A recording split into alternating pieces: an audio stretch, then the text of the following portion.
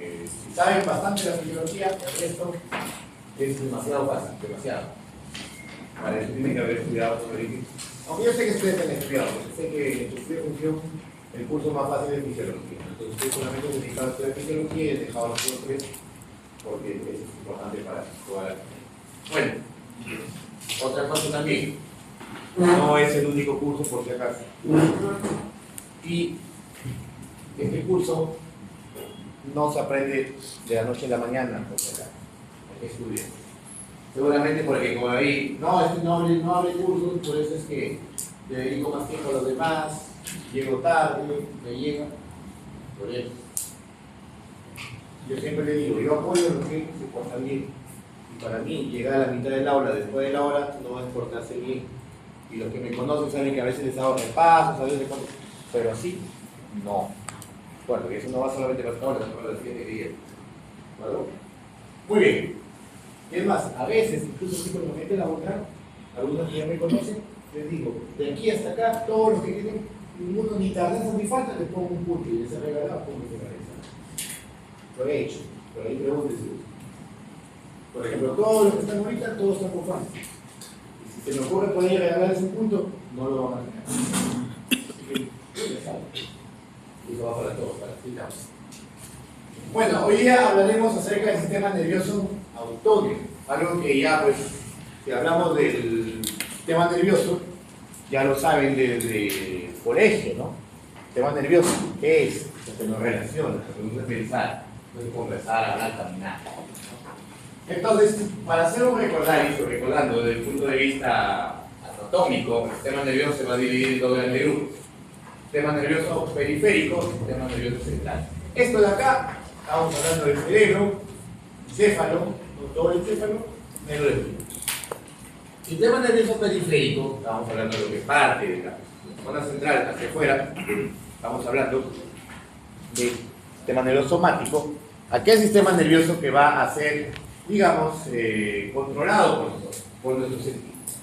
Quiero levantar un brazo, quiero coger un glúteo, sistema nervioso en la que se encuentran, podemos decir, los pares craneales y los pares aquí.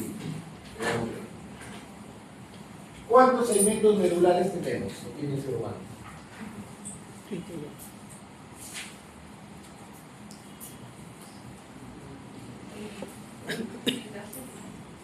23. A los talones del fondo. ¿Cuántos segmentos medulares tenemos? ¿Cuáles son? ¿Cuántos cervicales? ¿Cuántos dorsales? ¿Cuántos lumbares? ¿Cuántos sacros y cuántos comas? Anatomía del colegio. 7 cervicales, jalado. Son 8 cervicales, 12 dorsales, 5 lumbares, 5 sacros y un coxígeno. Sumen, sale 31. Cada segmento medular emite 2 nervios, por eso se llama pares raquídeos. Son 31. Las vértebras sí son 33. Y ahí sí son 7 cervicales. Y el sistema nervioso autónomo es el que se llama autónomo o vegetativo porque nos va a dar las funciones vegetativas no controladas o autonómicas, que se va a dividir en dos grupos, dos tipos de sistemas: sistema nervioso parasimpático y sistema nervioso simpático. Sistema nervioso parasimpático, craneosacro, y el sistema nervioso simpático, que es toracolumbar. Toracolumbar se llama simpático porque las fibras van a partir de la zona torácica y de la zona lumbar. Y el parasimpático, craneosacro, porque las fibras van a partir de la región craneal, es decir, el tronco encefálico, y de la región sacra, es decir, estamos hablando de los segmentos medulares sacros. Miren aquí, ustedes se dan cuenta la grande diferencia. Las diferencias del sistema simpático y del sistema parasimpático son totalmente opuestas. Desde el punto de vista anatómico, nada más. Cada nervio que sale del sistema nervioso central hacia la periferia,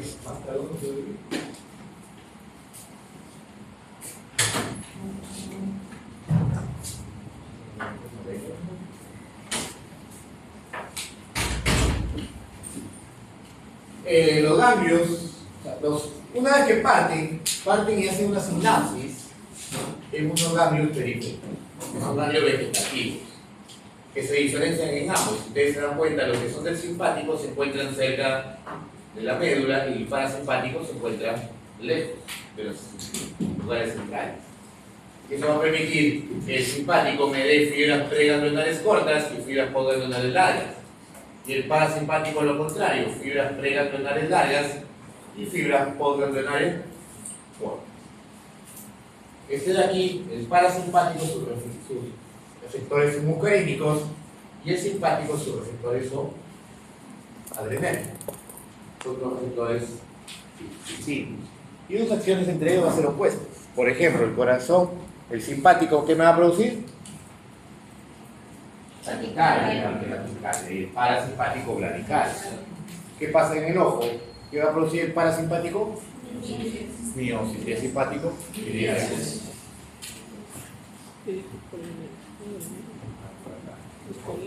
El tipo de antagonismo entre el parasimpático y el simpático, ¿qué tipo de antagonismo?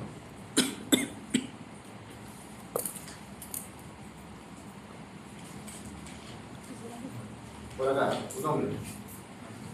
¿Cuál es?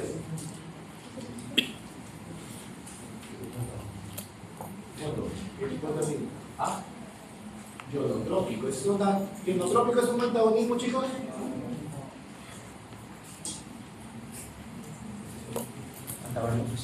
Antagonismo fisiológico. Eso quiere decir que ni siquiera han tenido la molestia o la delicadeza de revisar, para empezar a entrar a la clase virtual quizás no lo han hecho. Y mucho menos han revisado los videos porque no tienen ni idea de lo que estoy hablando. Los tipos de antagonismo lo he dicho en primera clase o segunda. Bueno, quizás quieren llevar más de 2 ciclos de curso. Sí, pero me acuerdo de eso. Ese curso no se aprende de otra manera. Si sabes fisiología, no vas a entender. Antagonismo fisiológico. ¿Qué dice el concepto de antagonismo fisiológico? Dos receptores distintos, efectos. Fácil.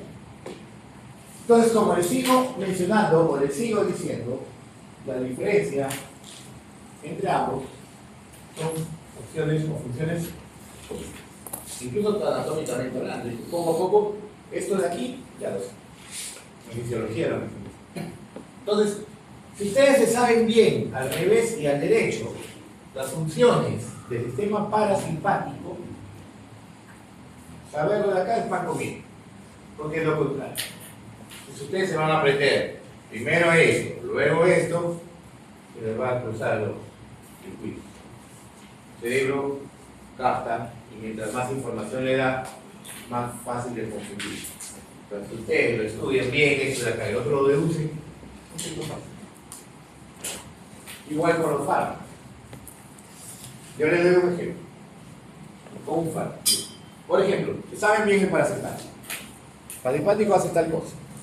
Ahora yo vengo y le pregunto. Le digo acá, nombre. Nicole. A ver, Nicole. Un fármaco agonista muscarínico. Los receptores muscarínicos son del parasimpático. Agonista muscarínico. ¿Qué me va a producir? En los intestinos.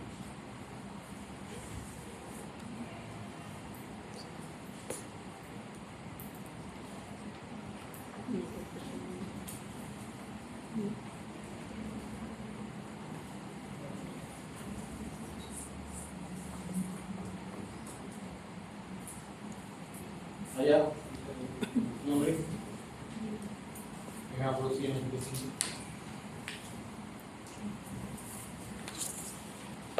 Aumento de motilidad.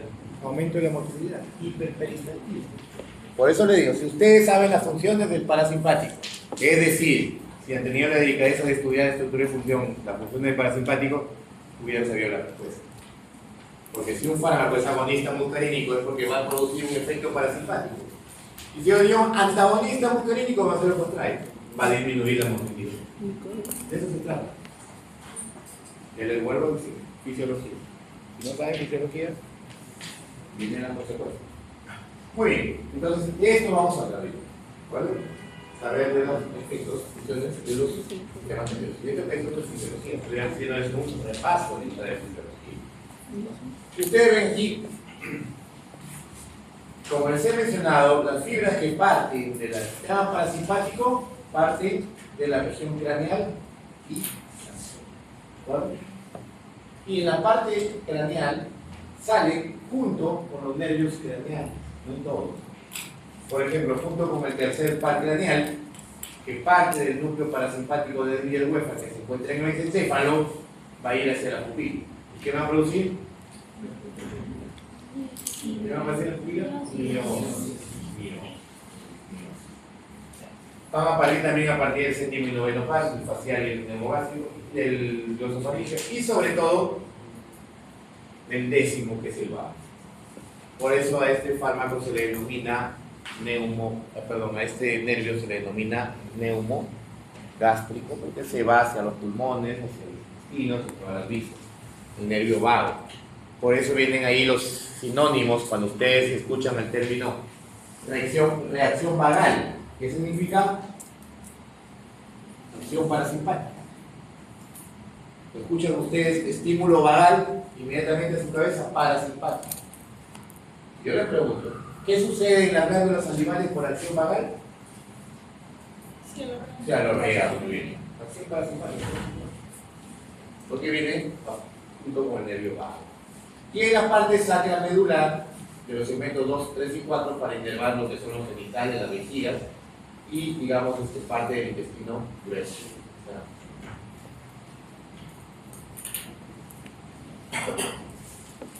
Aquí vamos a diferenciar ya desde el punto de vista de la sinapsis, porque esto es preganglionar, fibras cortas en el simpático, fibras largas en el parasimpático, pero aquí hay que notar y entender que en ambos es igual en la sinapsis preganglionar. Ustedes mismos están viendo el dibujo, entonces una imagen vale más que 1000 palabras. ¿Cuál es su neurotransmisor? Acetilcolina en A. Acetilcolina. Y si es acetilcolina, ¿cuál es el receptor que se encuentra en los ganglios? Son nicotínicos. En este caso se les llama nicotínicos neuronales porque se encuentran en los ganglios, en el sistema nervioso. Una vez que parte de acá el simpático, que son fibras postganglionares largas, en el órgano efector, es decir, la sinapsis postganglionar, ya no es acetilcolina, aquí es noradrenalina. Y sus receptores son alfa y beta. Aquí sigue siendo acetilcolina, pero los receptores ya no son nicotínicos, no son muscarínicos. Bueno, y ambos de aquí son metabotróficos. Estos de acá son ionotróficos. Son ionotróficos. ¿Vale? Son ionotróficos.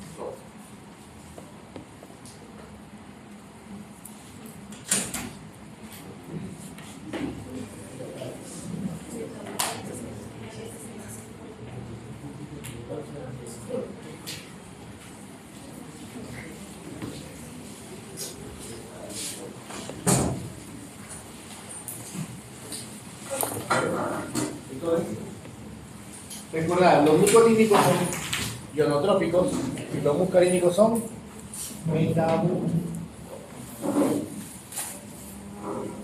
Aquí lo vamos a, digamos, más con este esquema en el que ustedes mismos están viendo la región cráneo-sacra del parasimpático, ¿no? Ustedes están viendo acá los ganglios autonómicos que están lejos de la parte central.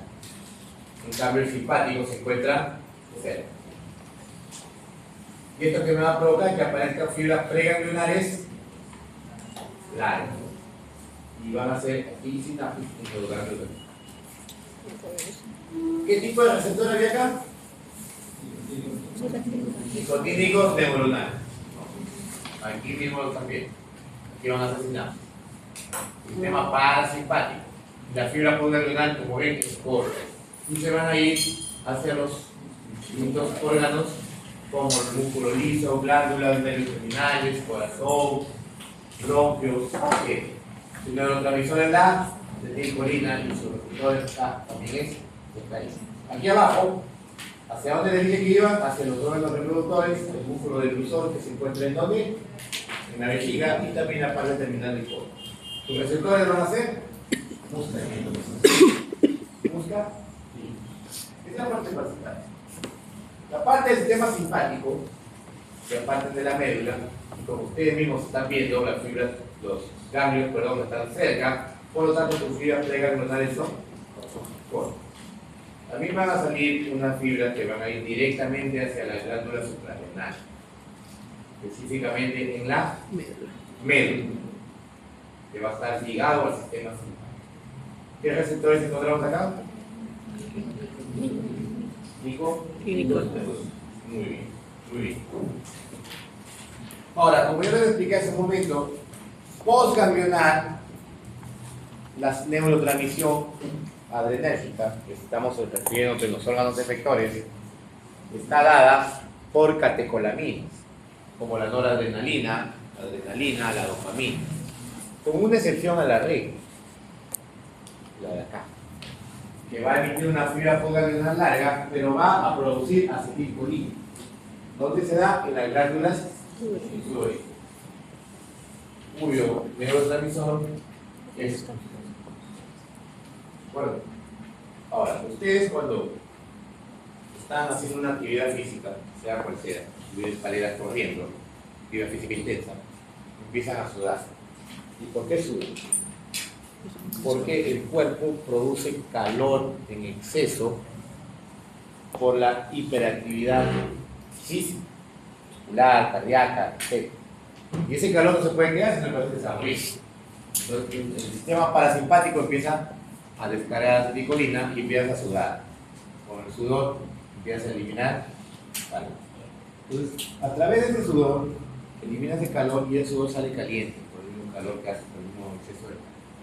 Pero ¿qué pasa si un día por la noche se van por el cementerio de la medianoche, tranquilitos, caminando despacio con sus audífonos, escuchando música de Bad Bunny, y sienten que les tocan el hombro, ustedes voltean y no hay nada, nadie?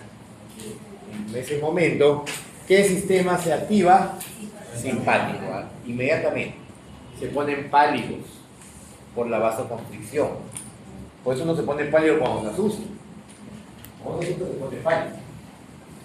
Donde enamorada está revisando el celular, por ejemplo. Pálido, con cosas secas y taquicardia, ¿no? ¿Por qué? Pálido, susto. Entonces, cuando se da esta actividad simpática, inmediatamente no solamente se da esa palidez, esa sequedad de boca, sino empiezan a sudar. Y ese no es un sudor caliente, sino es un sudor frío. Es por acción simpática. Por esto. Y eso lo van a experimentar el día 4 a la hora que estén viendo el examen. Se van a acordar de esta parte. Sudor frío. Lo normal, que les mencioné hace un momento, ya es postganglional, que es noradrenalina, que va a ir a distintos lugares, vasos sanguíneos, riñones, corazón, pulmones, bronquios, etc. ¿Cuáles son sus receptores ahí? Alfa 1, alfa 2 y beta 8. Una parte va a ir también hacia los riñones, que también es otra catecolamina, que es la dopamina, para activar los receptores de la dopamina. Y en la médula suprarrenal, como es una glándula endocrina, no lo va a mandar a través de un nervio, sino a través de la sangre. Y aquí se va a producir noradrenalina y aquí la noradrenalina, igual que acá, sus 3 receptores, y la adrenalina sí actúa sobre los 4. Todos estos de aquí, muscarínicos, alfa, beta y alfa dopaminérgicos son receptores beta 1. Y aquí está resentido parte de fisiología de la función del sistema nervioso. Supongo que esto les debe enseñar en la función 1. Y supongo que lo vamos a aprender. Muy bien, seguimos con fisiología, hablaremos de la transmisión colinérgica. La neurotransmisión se va a dar primero por la formación o síntesis del neurotransmisor. Luego el neurotransmisor va a tener que almacenarse, luego liberarse, interactuar y no puede quedarse todo el tiempo en el lugar de acción. Tiene que metabolizar. antes de avanzar, cuando hay una sinapsis, está formada por 3 componentes. ¿Cuáles son? Membrana presináptica, espacio de hendidura sináptica, ¿ya? Sí. Membrana post. Para entenderlo mejor. Muy bien, la biosíntesis se va a dar en el citoplasma neuronal presináptico a partir de 2 sustancias, de la colina, que se viene del hígado, ingresa dentro de la célula, y de la acetilcoenzima A, que es producida por la mitocondria. ¿Se acuerdan ustedes que son bioquímicos? El ciclo de Krebs, ¿se acuerdan? Como la glucosa se convierte en piruvato y el ácido pirúvico en acetilcoenzima A. Y esto de acá ingresa también, y por acción de una enzima que es la colinoacetiltransferasa, se convierte en acetilcoenzima, en acetilcolina. Y aquí se encuentra, están viendo, proviene del almacenamiento. La acetilcolina, una vez formada en el citoplasma, se va a encontrar, se va a ir y se va a unir lábilmente en la membrana intracelular, y son pequeñísimas cantidades que no tienen importancia. Otro se va a encontrar disuelto en el citoplasma también en pequeñas cantidades. La principal va a estar en el interior de la vesícula sináptica. Aproximadamente un 99% de la acetilcolina se encuentra en la vesícula sináptica. Y estas son las que realmente tienen importancia, porque esas son las que se va a liberar cuando hay un potencial de acción. ¿Vale? La liberación. La liberación de la acetilcolina puede ser en condiciones de reposo, o sea, cuando no hay actividad, se empieza a escapar, la que está disuelta en el plasma empieza a escapar. Pero son tan pequeñas cantidades que no me va a activar los receptores. Otra parte van a estar en forma constante, en forma cuántica, la que está adherida a la membrana.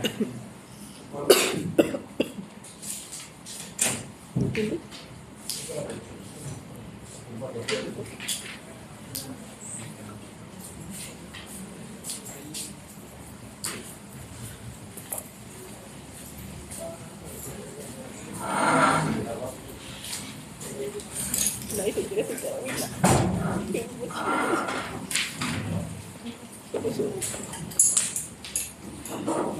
Y lo más importante, hay un potencial de acción, que quiere decir, se despolariza la membrana, inmediatamente hay conducción nerviosa, entonces la vesícula se une a la membrana presináptica, liberando la vesícula. ¿De dónde lo libera? Hacia el espacio sináptico. Y dependiendo de dónde se encuentre, esa picolina. Y esto de aquí se encuentra en un ganglio presináptico o un ganglio vegetativo, ¿qué receptor activaría? ¿Nicotínicos o muscarínicos? ¿Ah? Si la acetilcolina se libera en el ganglio vegetativo, ¿qué receptor estaría activando? En el ganglio vegetativo, ¿qué nicotínico neuronal, que se encuentra en el órgano efector, es decir, postganglionar, ahí se encuentran los muscarínicos. Por eso he dibujado, por eso en el esquema están los dos tipos, nicotínicos y muscarínicos. Ustedes ven un dibujito así, con un agujero en el centro, es tipo ionotrópico. Y puede ser nicotínico como este, puede ser el receptor del NMDA, puede ser el receptor GABA, son ionotrópicos. Si ven este esquema, así, como una especie de una serpiente con dos tubitos por acá, así se representan los receptores metabotrópicos. En este caso, muscarínicos. Entonces aquí son los, dependiendo de dónde. Hablamos acá de otros fármacos que interfieren en la neurotransmisión, es decir, en la liberación presináptica. Hay fármacos o sustancias que van a inhibir la liberación, como las neurotoxinas botulínicas. ¿Quién produce las toxinas botulínicas? El Clostridium botulinum. Estas neurotoxinas, que son para uso terapéutico en algunas situaciones, pero también se utilizan para usos cosméticos, el botox, se le llama. Se echan en el cabello, no sé para qué, el cabello son células muertas, pero se echan botox. O abajo la piel, así como melcochita, ¿no? Para verse más jóvenes, para unos globos de agua inflados. Pero, ¿por qué? ¿Cuál es la finalidad? ¿Por qué quita las arrugas? Porque provoca, como inhibe la liberación, ¿qué provoca? ¿Qué provoca con el músculo? Lo relaja. Ya no hay, ahí la placa motora de las zonas, porque son pequeñas cantidades, y te disminuye las patas de gallo, las fuerzas de ojo, etc. ¿no? Pero eso sí, en grandes cantidades son venenos potentes y mortíferos. Mucha gente ha fallecido como la llamada botulismo. Actualmente es muy raro en esta, se da por ingesta de comidas contaminadas en lugares no sanos. La neurotoxina es un polipéptido así parecido a la insulina, dos cadenas polipeptídicas unidas por puente biciclo. Aplicaciones terapéuticas. La toxina botulínica hay dos tipos, tipo A y tipo B. Tipo A es la más utilizada. La que se utiliza para enfermedades como la tortícolis, espasticidad asociada a esclerosis múltiples o parálisis. La tortícolis es una contracción exagerada, brusca, intensa, dolorosa del músculo esternocleidomastoideo. Naomi, ¿dónde se inserta el músculo esternocleidomastoideo?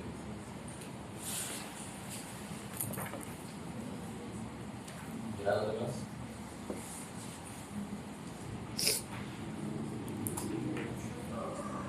¿Dónde quedan los oídos? Me acuerdo que estaba en jardín viendo televisión, los pitufos, leyendo sobre los nombres. Mire, ¿y a dónde se inserta el músculo esternocleidomastoideo? Ya. ¿Dónde quedan los oídos?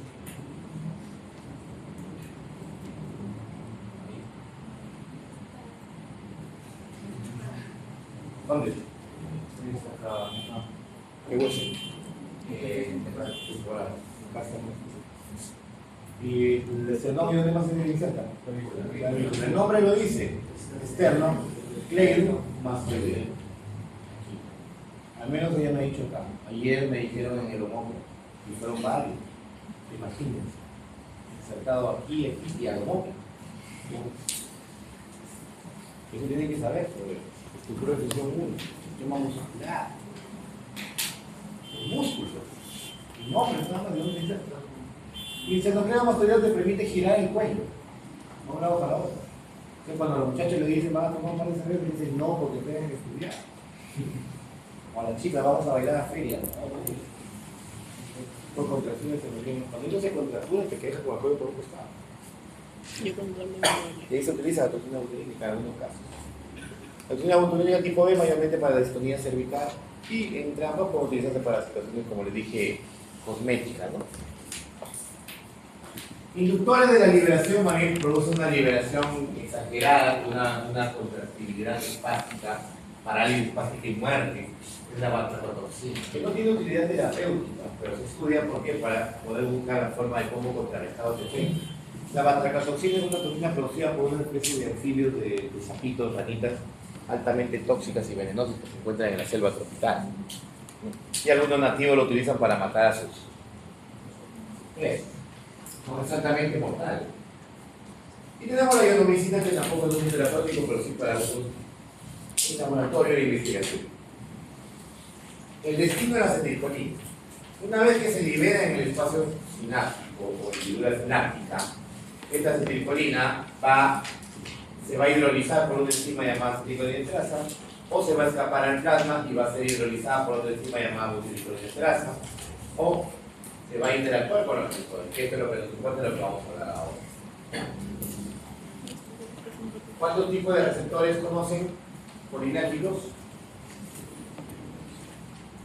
¿Cuántos hay? Exagera. ¿Cuántos? Dos. Hay dos. Hay dos. Cuando yo les hago una pregunta a secas, ¿cuántos tipos de receptores conocen? ¿Con cuántos? Ionotrópicos, metabotrópicos ligados a tirosina, tirosiquinasa y Otro, intracelular. Yo les pregunto, ¿cuántos tipos de receptores colinérgicos conocen? Cuando vean el examen, vean bien las preguntas. Ahí la pregunta dice colinérgicos. Ya cuando yo les pregunte cuántos tipos de receptores muscarínicos conocen, ahí sí son 5. Ahí cambia la situación. Tenemos los nicotínicos, que son ionotrópicos, y los muscarínicos, que son metabotrópicos o ligados a proteína, cuáles son PQ y G. Aquí vamos. Los nicotínicos, como le dije, son ionotrópicos, ligados, digamos, son de canal iónico, que va por ligando. Estos de aquí inmediatamente van a permitir la permeabilidad de cationes, o sea, iones positivos. Y sí, como el sodio, potasio, calcio, magnesio, siendo el más importante el sodio, de mayor cantidad, de mayormente ingreso. Y esto de acá, si es ion positivo, los receptores serán excitatorios. Si permite el paso de un ion negativo, es inhibidor. Creo que es, acá mismo lo dice, provoca el potencial postsináptico excitador. Va a excitar. Digamos, excita. Estos receptores tienen una respuesta inmediata, es decir, en milisegundos, como lo expliqué en las clases que está en el cuadro. Pero una vez que se activa con el MSM, su respuesta así inmediata y de corta duración. Son 5 subunidades que están gira en torno a un canal. Son 2 alfa, una beta, una gamma y una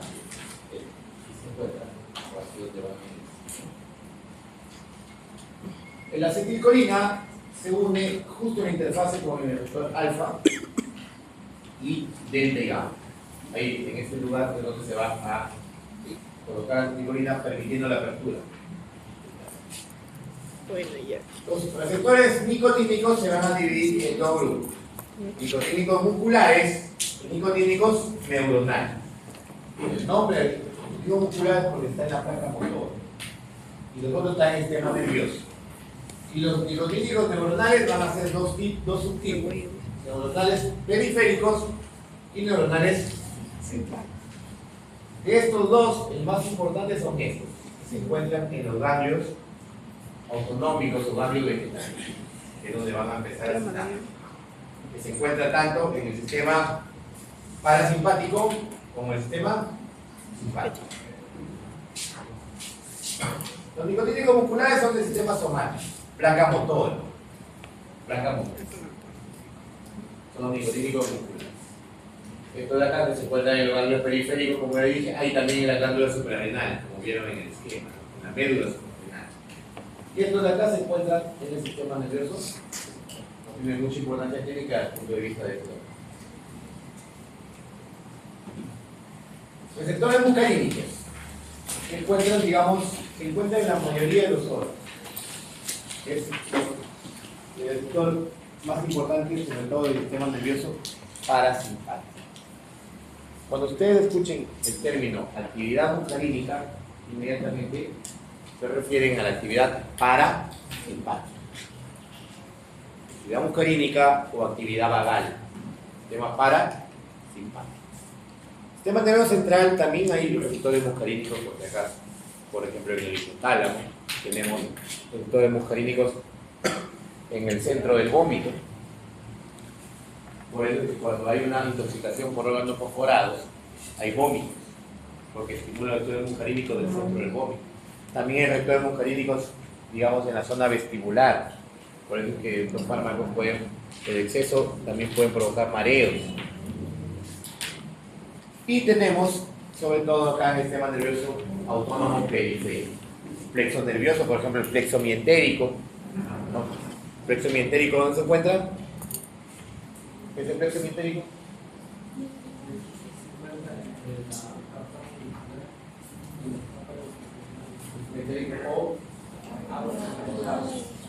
Ahí se encuentra, ahí es el tema dispositivo. Vamos a ver. Aquí están los 5 tipos subtipos de receptores mecánicos. M1, M2, M3, M4. ¿Cuáles son excitatorios? Pares, muy bien. M1, M3, M5. Pares son inhibidores, M2, M3. De estos excitatorios M1, M3 y M5, ¿cuál es el de mayor importancia? Y el más abundante. El M3. El M3 se encuentra en los bronquios, se encuentra en el intestino, se encuentra en la vejiga, se encuentra en el útero, etc. ¿Y de los inhibitorios cuál es el más importante? El M2. Se encuentra en el corazón, específicamente en el sistema de conducción. ¿De acuerdo? Ahora vamos aquí a la proteína G. ¿Los excitatorios qué tipo de proteínas son? G, Q. G, Q son los excitatorios. Si es G, Q, ¿cuál es la enzima que activa? ¿Ah? ¿Cuál es la enzima que activa si es G, Q? Fosfolipasa C. ¿Y su segundo mensajero cuáles son? Fosfolipasa. El diacilglicerol y el inositol trifosfato. Y si fuera GS, ¿cuál sería la enzima que activa? La enilatosiclasa o la adenosina. Y su segundo mensajero es el AMP5. Pero aquí no hay que, acá son las GQ, que son excitatorios. ¿Y los inhibitorios qué serían? GI. Inhibe la enilatosiclasa. Muy bien, ¿ya ven qué pasa? G es el excitatorio. El M1, que se encuentra también en neuronas ganglionares, en los plexos mientéricos, que se encuentran en las glándulas salivales. Los M2, bueno, corazón, ya les mencioné. Los M3, como ven aquí, células secretoras, también células glandulares, músculo de la vejiga. Que cambies de mano, de repente tomas el intestino. Se encuentra también en los bronquios. M4 se encuentra también en algunas neuronas ganglionares, se encuentra también en el útero, en la vejiga también, pero en la zona del esfínter. Como esto es inhibitorio, tiende a provocar relajación de los esfínteres vesicales, el no vesicales. El M5 se encuentra en el músculo ciliar y también en el sistema vestibular y en partes en el sistema nervioso.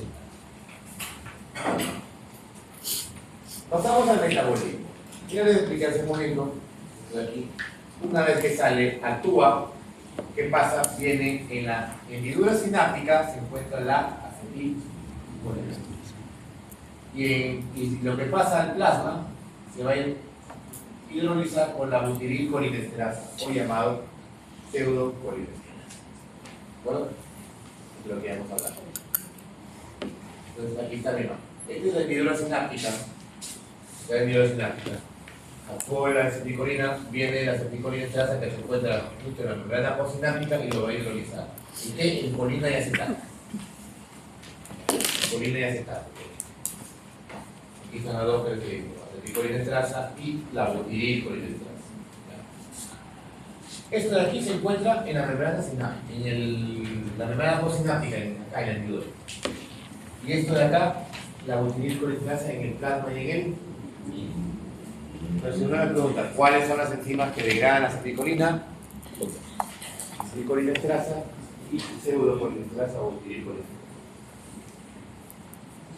Muy bien, recién vamos a hablar de fármacos. Ahora de. Bueno, a los fármacos agonistas colinérgicos se les llama parasimpático mimético. Quiere decir que son agonistas, también colinérgicos. Tenemos dos tipos: los de acción directa y los de acción indirecta. El término directo dice que lo va a activar directamente. ¿Qué? Los receptores, ¿qué receptores? Busca que va a provocar mayor actividad. ¿De acuerdo? La acción indirecta, el término dice indirecta, lo que va a es inhibir la acetilcolinesterasa, es decir, va a inhibir o bloquear la enzima que va a degradar la acetilcolina. ¿Qué va a provocar? Aumento de la concentración de acetilcolina. Por lo tanto, por eso se llama indirecta, porque el que va a aumentar la actividad no va a hacer esto, sino va a ser la acetilcolina. Allá tenemos los ésteres de colina, caloides naturales y derivados sintéticos. Van a activar solamente los receptores busca. A diferencia de acá, como es acción indirecta y aumenta la concentración, la acetilcolina va a activar los dos tipos, tanto nicotínico como. Y aquí estos fármacos se llaman anticolinesterasa, que tenemos los carbamatos y los órganos. Y esta es uno de lo que vamos a ver. La acción directa, tenemos los ésteres de colina, los derivados sintéticos. Tenemos acá la misma acetilcolina, la betacolina, tenemos el carbacol, betanecol, la muscarina y la filapatina, que es donde hemos utilizado esto, lo vamos a utilizar en el laboratorio también. Y los derivados sintéticos como la oxotemonina. De todos estos, los que tienen acción sistémica, que debe ser, puedes ingerir vía oral, parenteral, son el carbacol y el betanecol. Donde acá actualmente se utilizan por vía tópica para tratamientos oftalmológicos. Para tratamientos oftalmológicos, los procedimientos. Entonces, eso es lo que la pregunta que mencioné hace un momento. Los efectos de estos fármacos muscarínicos van a derivar de la acción del parasitárico. Yo te pregunto, estos fármacos, por ejemplo la pilocarpina, el carbacol, betanecol, que hemos hablado, ¿qué van a hacer en los bronquios? ¿Ah? ¿Qué hacen en los bronquios? ¿Bronco qué? Dilatación. Broncoconstricción, parasimpático. ¿Qué van a hacer en el corazón? Bradicardia. En las glándulas salivales, diarrea. Los ojos, miosis.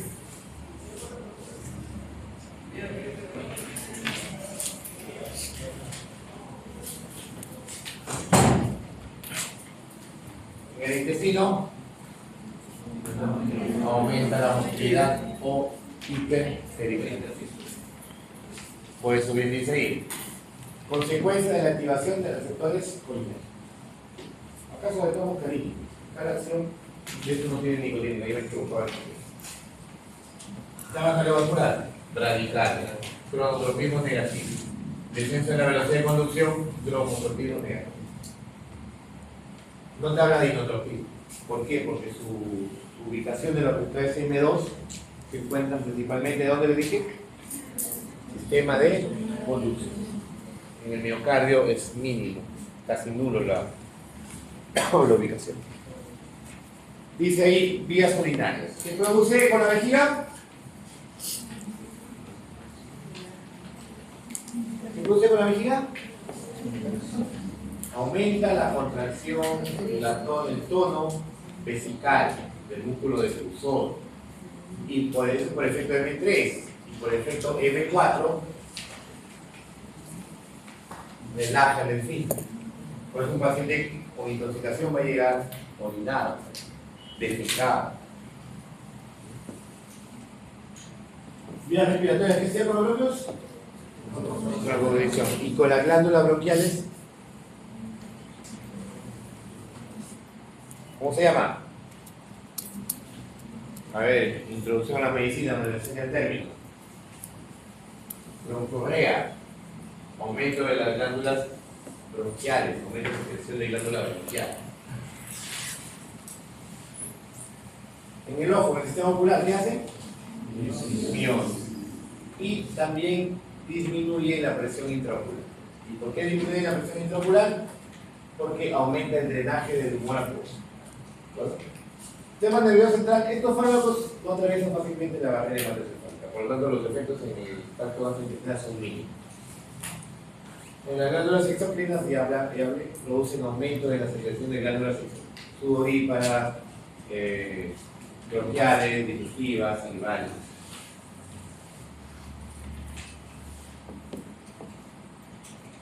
Bueno, todas las características farmacocinéticas, pues estamos lo que les acabo de mencionar. Ahí mismo lo dice. Los estés de colina se absorben mal por vía oral y se hidrolizan rápidamente en el tubo digestivo por las enzimas. Se encuentra ahí la pseudocolinesterasa. Recordad que fuera neuronal es acetilcolinesterasa y extraneuronal pseudocolinesterasa o butilcolinesterasa. Como les mencioné en ese momento, el betamecol y el carbacol pueden provocar efectos sistémicos. Las reacciones adversas se dan por exageración, digamos. Ustedes saben que el término reacción adversa es una reacción exagerada, digamos, nociva, no deseada dentro de la dosis normal. Y si son tipo A, si es una reacción adversa tipo A, va a ser propio de su mecanismo de acción. ¿Qué es lo que sucede acá? Le va a provocar bloqueo cardíaco, radical excesiva, sudoración profusa, cialorrea, miosis, broncoconstricción. Esa broncoconstricción te va a llevar a tos, esa tos te va a llevar a dolor torácico, disnea, broncorrea, etc. Ahora hablaremos de los de acción indirecta. Aquí son los que inhiben la colinesterasa o acetilcolinesterasa. Bueno, así poquito. Tenemos los carbamatos o derivados carbámicos, que hay de uso clínico, pero también de uso agrícola y pesticidas como el carbanil, protoxul, el vaigón. Tenemos los alcoholes simples como hidrógeno cuaternario o el hidrógeno. Hay dos términos que ustedes deben saber. Cuando escuchen de un fármaco o una sustancia de nitrógeno terciario o digamos de estructura terciaria, son moléculas pequeñas, liposolubles, que van a atravesar fácilmente las membranas. Cuando ustedes escuchen términos, sustancia con nitrógeno cuaternario o sustancia con estructura cuaternaria, quiere decir que son moléculas grandes, poco liposolubles y que no atraviesan la barrera hematoencefálica, como el hidrógeno. Pero derivados carbámicos hay algunos que son terciarios y otros que son cuaternarios. Los compuestos organofosforados, eso sí, son moléculas pequeñas, altamente liposolubles. Yo siempre le digo, los temibles son organofosforados. Porque una intoxicación por organofosforados, a diferencia de los carbamatos, es letal.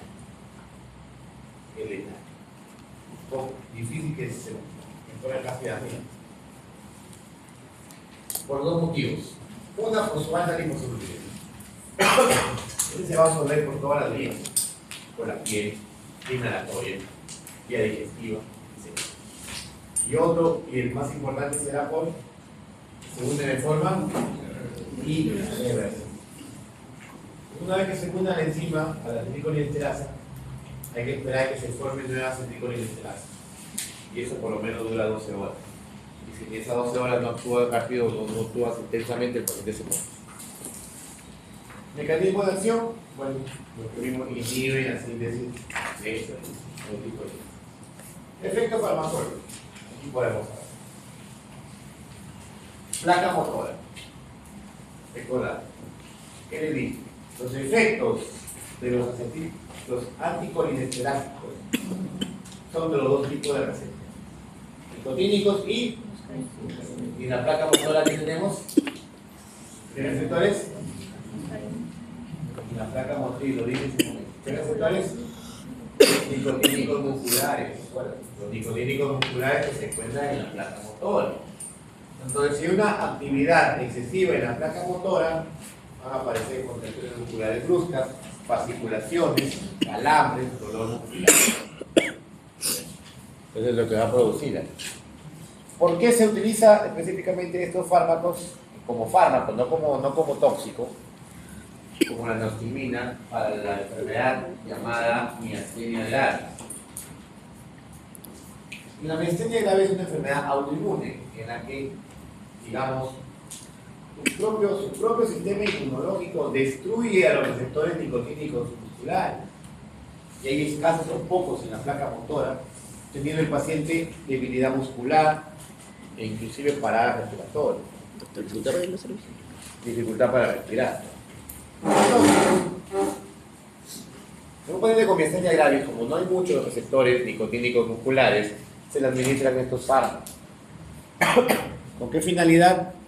De incrementar la concentración de acetilcolina en el espacio sináptico y tratar de activar la mayor cantidad de receptores que le queden, y recuperando así la actividad. Y el sistema ocular, ¿qué produce? Miosis, hiperemia conjuntival, contracción ocular ciliar, disminución de la presión intraocular. ¿Por qué? Les dije en su momento, drenaje del humor. Un aparato digestivo ya saben que va a producir incremento del peristaltismo. Aparato genitourinario, contracción del deprusor, relajación de los esfínteres. El sistema cardiovascular, bradicardia, y en dosis altas puede producir parada cardíaca. El sistema nervioso central, estos fármacos sí atraviesan la barrera hematocefálica, sobre todo los órganos perforados, y puede producir parálisis de centros vulvares, a la muerte.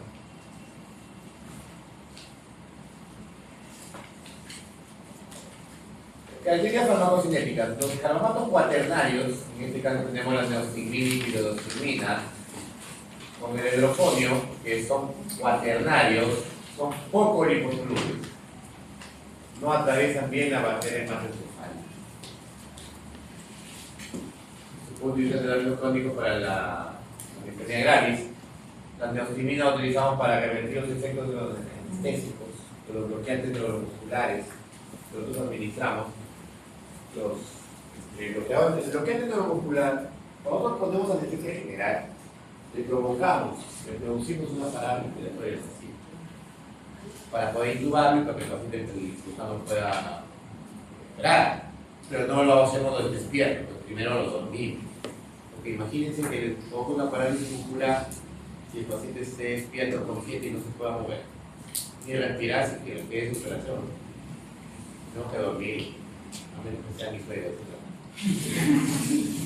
Entonces, no, siempre, no, mira, siempre le digo yo, y el karma existe. A mí digan, no, doctor, pero usted es médico, pero el karma existe.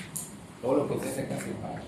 Miren, yo como ejemplo, en el hospital donde yo trabajo, tenemos 5 quirófanos en las principales, más 3 en cirugía de día.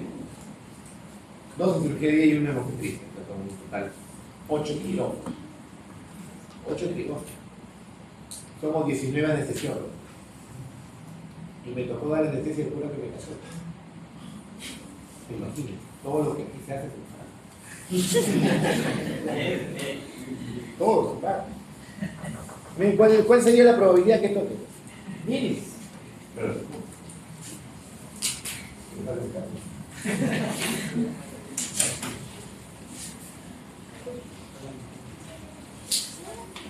parece chiste, pero es anécdota, ¿no?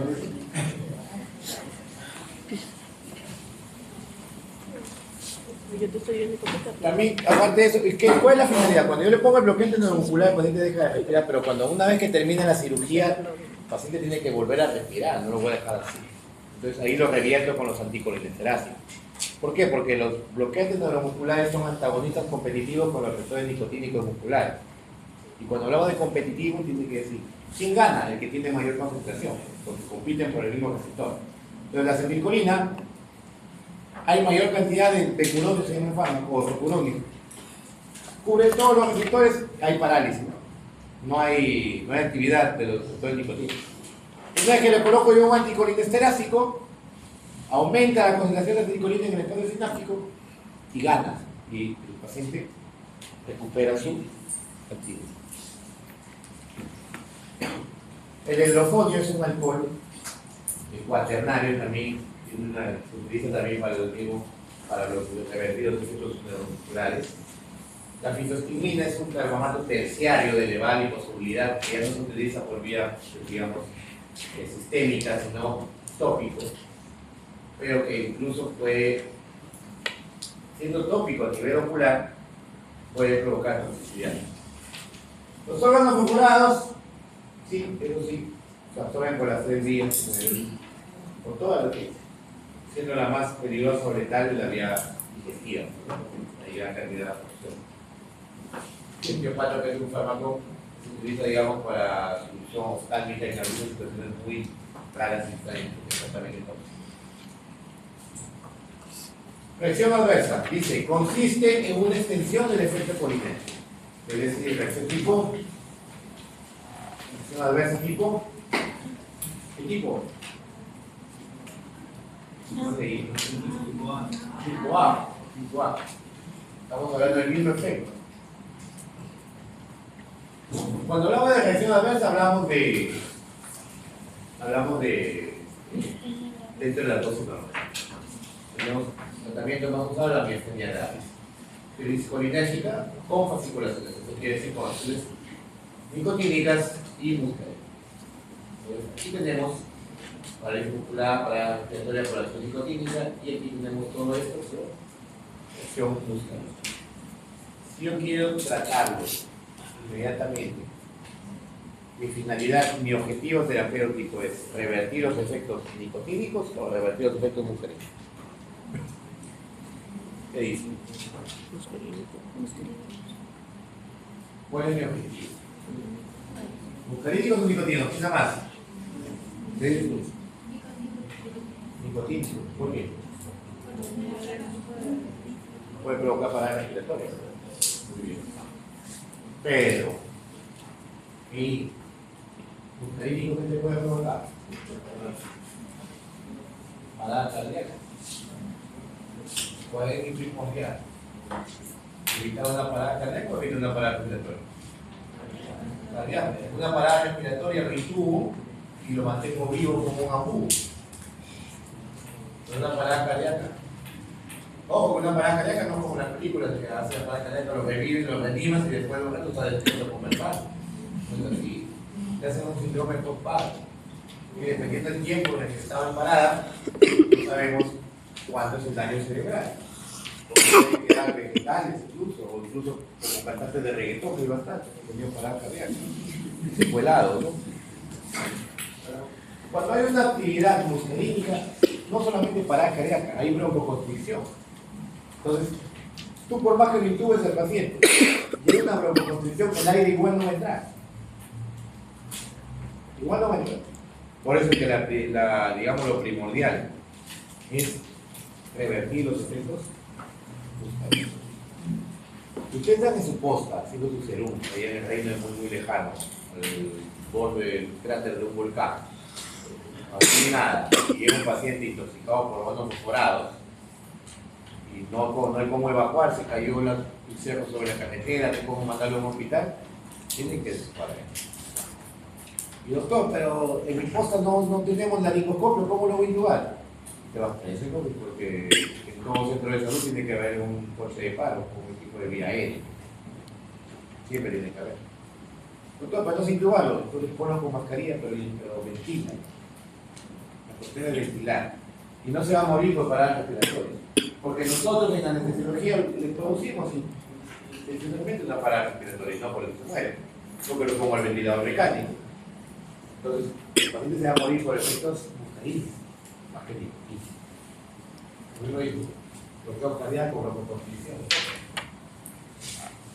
Por eso acá dice, primero se suspende la dosis y después se administra, y atropella un anti, no se le da nicotina. Intoxicación. La intoxicación ya se debe, recuerdan lo que dije, a una sobredosis. Es muy distinto hablar de una reacción adversa. Acá los síntomas y signos van a ser mucho más intensos, tanto nicotínico como muscarínico. Eso te va a llevar a la muerte. Tenemos una intoxicación aguda, ¿no? Exposición o inhalación de vapores aerosoles, muy común en la gente del campo que fumiga con órganos perforados, sobre todo, que se van a, como dicen ellos, furar las plantas, ¿no? Pero pueden haber riesgos. Puede inhalar. Ingestión oral puede ser accidental o digamos, intencionalmente con fines suicidas o fines homicidas.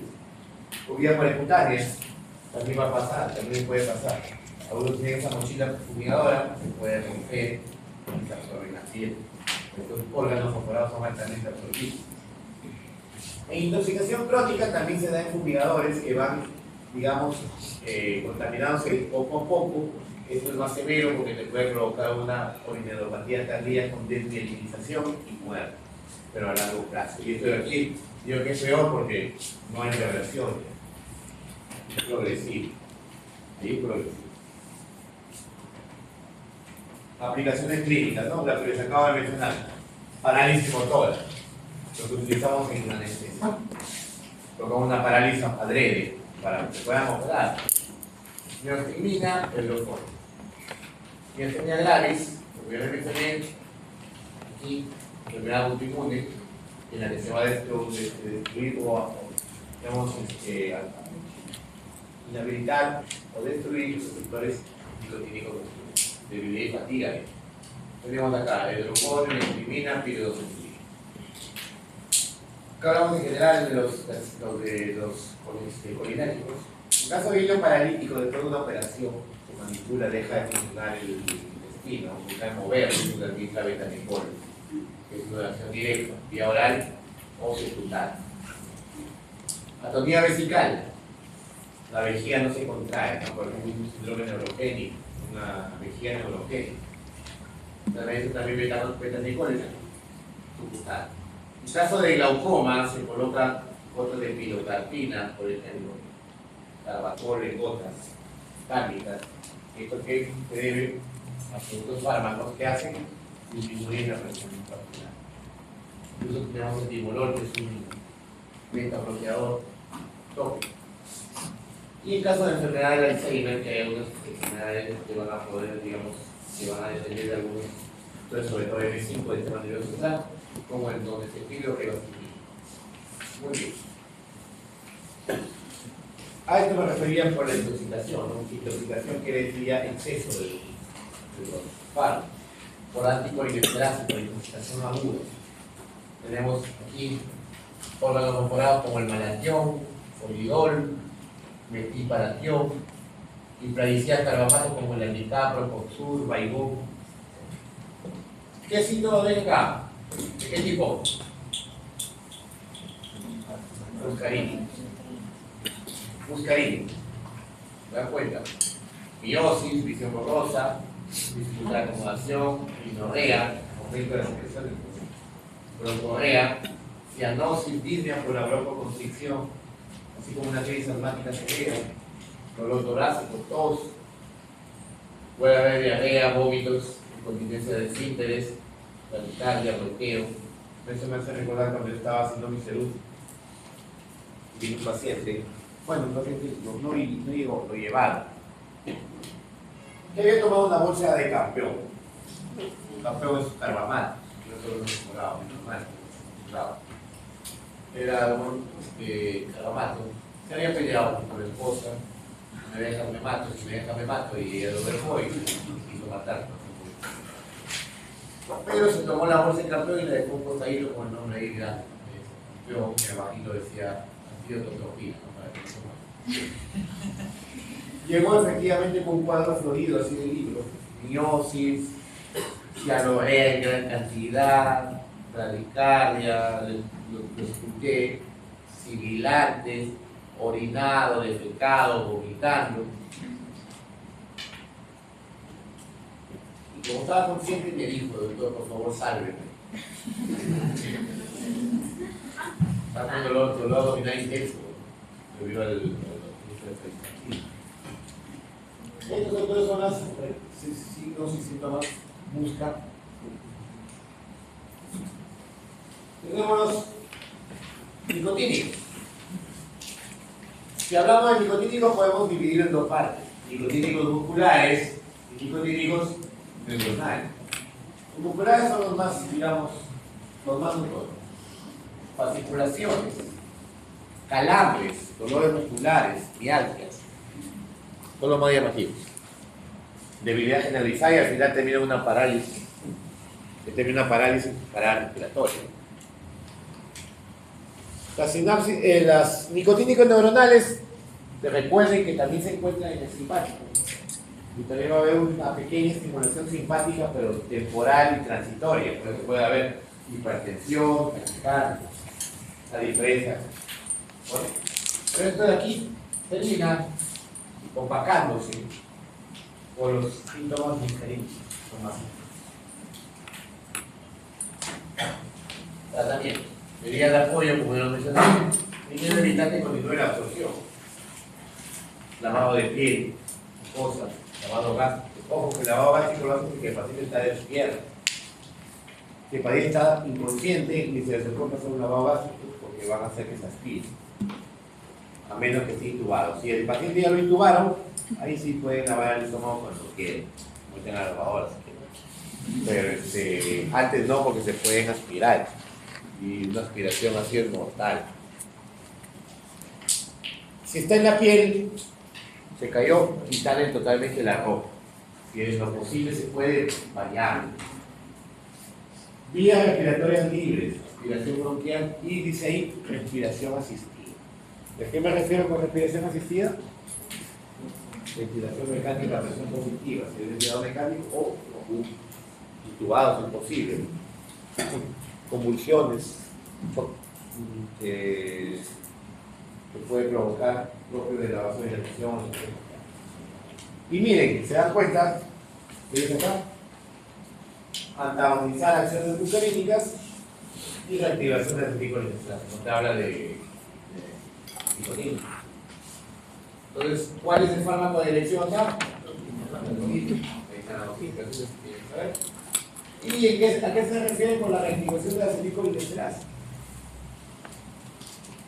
¿En qué casos? En los órganos, porque recuerden que aquí se pone de forma irreversible. Aquí tenemos las enzimas. ¿Qué tipo de antagonismo harían las enzimas con los órganos corporales?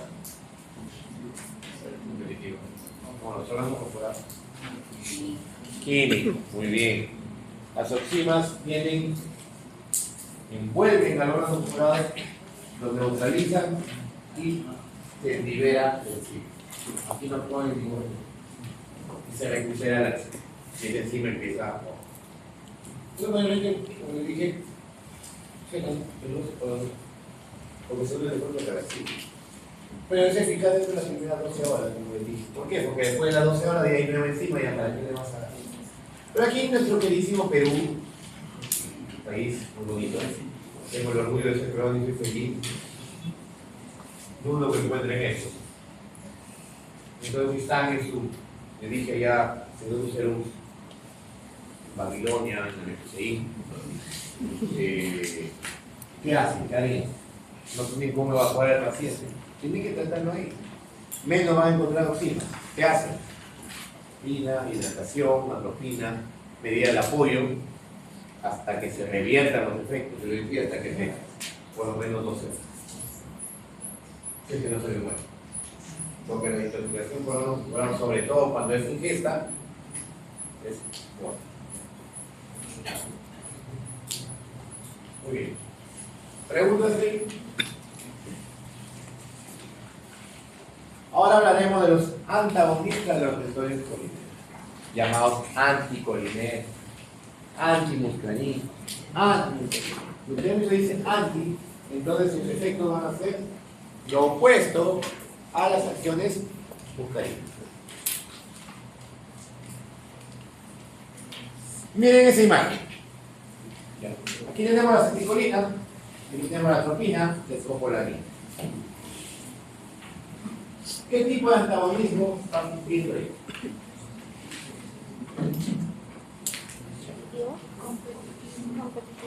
Muy bien, por aquí dice competitivo, por allá te dice competitivo. ¿Otro? ¿Qué dice competitivo? Mismo receptor, mismo sitio.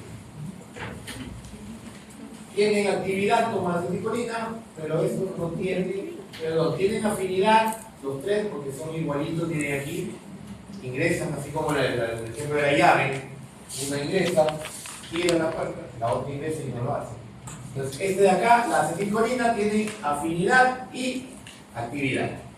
Los otros dos, solamente afinidad. O sea, van a competir por el mismo receptor. Tenemos la cosa. ¿Qué hacen con las glándulas salivales bronquiales y sudoríparas?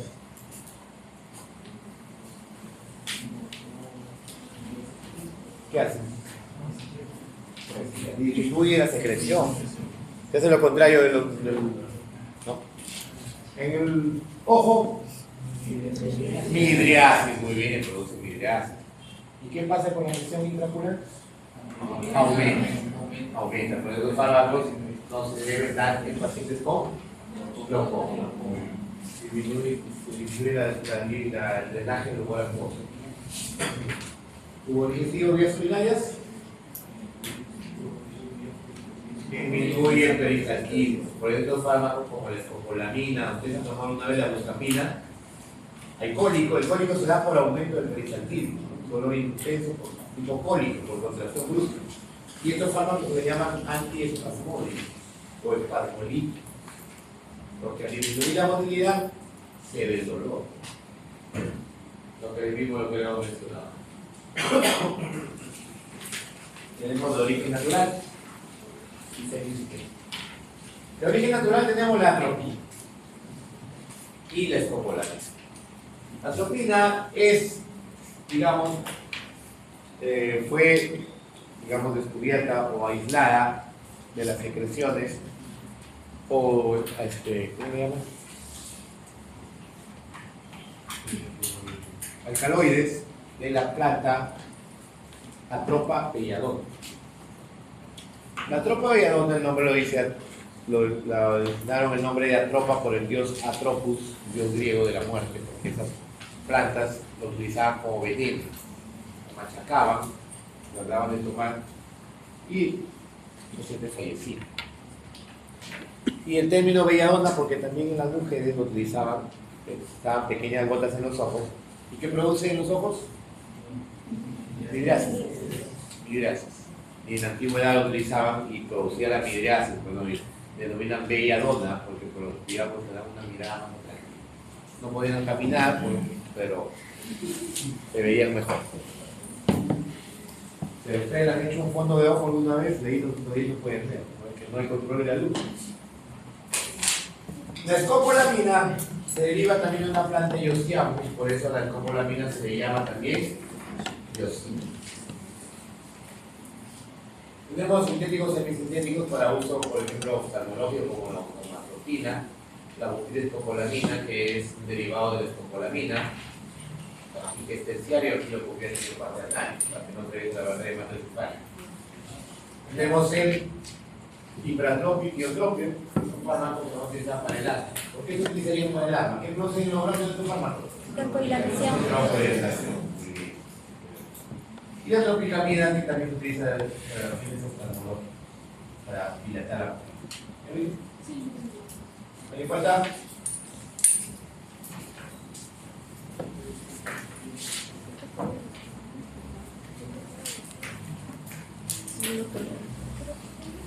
Según la estructura química tenemos los de origen terciario, estructura terciaria y estructura cuaternaria. Como ya les mencioné, cuando hablamos de estructura terciaria son fármacos liposolubles pequeños que van a poder atravesar la barrera hematocefálica. Aquí tenemos, por ejemplo, la atropina.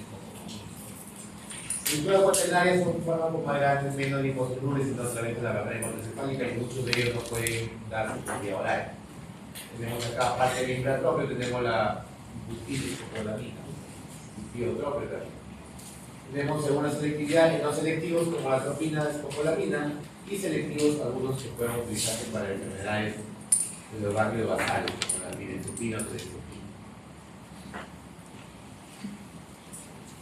Efectos farmacológicos. Muy bien. ¿Qué van a hacer en el tubo digestivo? Les dije. Amiga. Disminuye la motilidad y la secreción glandular. Me lo paso. En las vías urinarias Amiga. disminuye la tono vesical, es decir, relaja la vesícula. Relaja. Esto es importante también que sepan. ¿Por qué? Porque un paciente con hiperplasia benigna de próstata. Ustedes saben que en el varón la uretra es larga y después parte, ¿no? La prostática membranosa y esponjosa. La que pasa por la uretra, en este caso, se mantiene abierta por el tono vesical. ¿Por qué? Porque la próstata está grande y está tratando de obstruir. Y el tono vesical todavía lo mantiene un poquito abierta. Por eso que los pacientes con hiperplasia femenina orinan con dificultad, por goteo, pero orinan. Pero si tú les das un fármaco como este, en el que relaja la vejiga, la próstata tapa y colapsa la uretra. Y de ahí no lo abren con nada. Así pasa el efecto, ya no, ya colapsó. Antes lo mantenía un poquito colapsado. ¿Y qué termina el paciente? Con retención urinaria. Y ni con sonda lo van a poder abrir. Ahí tiene que hacer una talla vesical. Abren por acá. Pero aquí corta, lo hace el urólogo, corta y mete la sonda por acá para poder evacuar la vejiga. Es doloroso eso. El aparato cardiovascular dice acá, reducción del tono vagal del corazón. ¿Por lo que produce? Taquicardia. Entonces aumenta la velocidad de conducción, disminuye el periodo refractario. ¿Y el sistema ocular qué producía? Necesidad. ¿Y con la presión intraocular? Por lo mismo que le dije hace un momento, por eso es que está contraindicado con los pacientes con glaucoma. Las glándulas disminuye la secreción, bloqueo de la sudoración, de la glándula salival. ¿En los bronquios qué producía? Broncodilatación. Disminución de las secreciones bronquiales y broncodilatación. En el sistema nervioso central, bloqueo de transmisiones colinérgicas del núcleo vestibular. Esto puede provocar mareos, porque los núcleos vesiculares se encuentran, digamos, hacia el oído interno y hacia el cerebelo. Puede provocar mareos, vértigo. Aparte también, si bloquea receptores muscaríticos centrales de la corteza, puede provocar agitación psicomotriz, alucinación.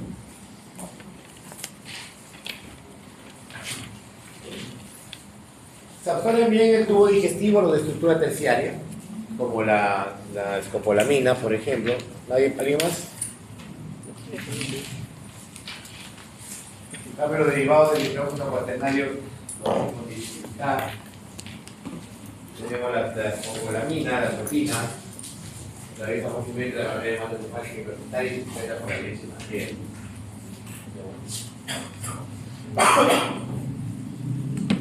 Física proteína del 50% por tiempo de sensibilidad o tiempo de vida de 2 puntos. Bueno, la absorción por la piel es mínima. Tiene, por ejemplo, la pomada de escopolamina, pomada de belladona, que le llamaban los machos, no sé si habrá todavía los favoritos, cuando te volteaba, porque sirve para las construcciones. No tiene mucha absorción, solamente actúa en la zona. Lo del hidrógeno cuaternario, mucho menor y no atraviesa la barrera hematocefálica. Es la finalidad de este fármaco. Funciones transversas, dependiendo de lo que hace el bloqueo periférico central, que van a ser, digamos, en el nivel leve, moderado o severo. Puede empezar con una sequedad de boca o de secreción, sidriasis, visión borrosa. Normalidad de la conducción cardíaca puede provocar arritmias cardíacas, taquiarritmia, fibrilación ventricular y hasta el infinito y más allá.